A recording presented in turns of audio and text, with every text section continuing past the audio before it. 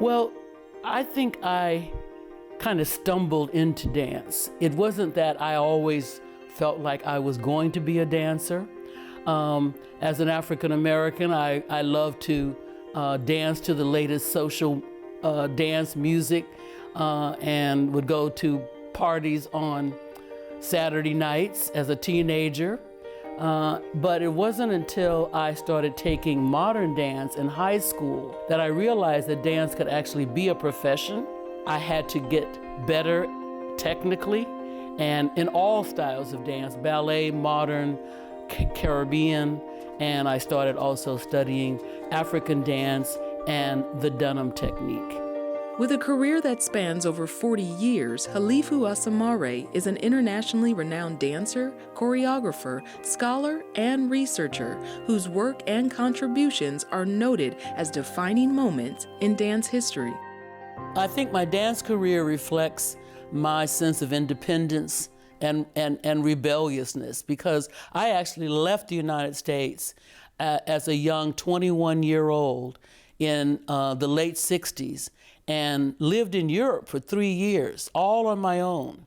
My mother thought I was crazy, but through dance, I was able to move through Spain, France, and then ended up in Scandinavia for a year in Copenhagen, where I started one of the first modern dance companies, and then ending up also in Stockholm, Sweden, where I taught in one of the main ballet academies, jazz dance.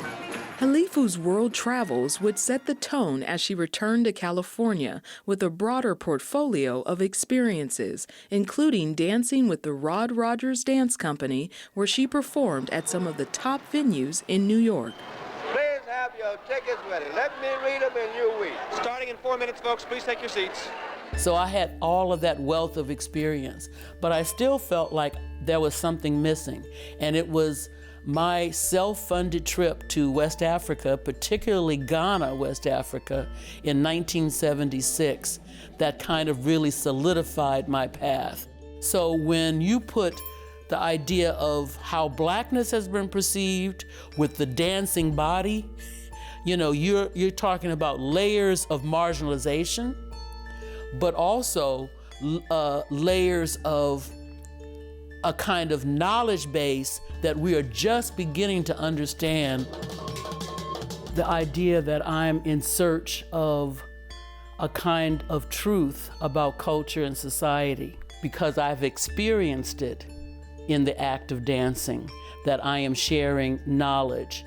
And for me, that is a part of how African Americans in particular have survived our experience here in the United States, is through the dance and the music as a survival tool. I feel that dance is a synthesis between mind, body, and spirit. And so when I dance, I am sharing my deepest truth, my deepest knowledge base. So my first memoir, Dancing in Blackness, published in 2018, and the current one, Dancing the Afro Future, in 2024, I'm trying to look at my life as a microcosm in relationship to the larger macrocosm of the constantly shifting, churning social, political, and historical scene. As Halifu looks back over her extensive career, her many books, her teachings as a professor, her work as a choreographer, she hopes that through the power or the language of dance, that she can give people a solid blueprint for the future. The young people who have studied with me and who are gonna pass on what I gave to them. And I found, and through doing my book tours, that a lot of my past students come to those tours, and that is so fulfilling, so fulfilling. And I'm hoping that my legacy also lasts just through personal memory and people teaching their kids what I gave them. Not just about me, but about the principles that I have tried to inculcate. I find that artists are in the vanguard of where we're going, you know, in terms of humanity and its development and evolution. Artists are always, like maybe one step ahead of everybody else, letting us see the possibilities of what we can grow into as human beings. Dance has brought me to myself and who I am as a human being on this planet.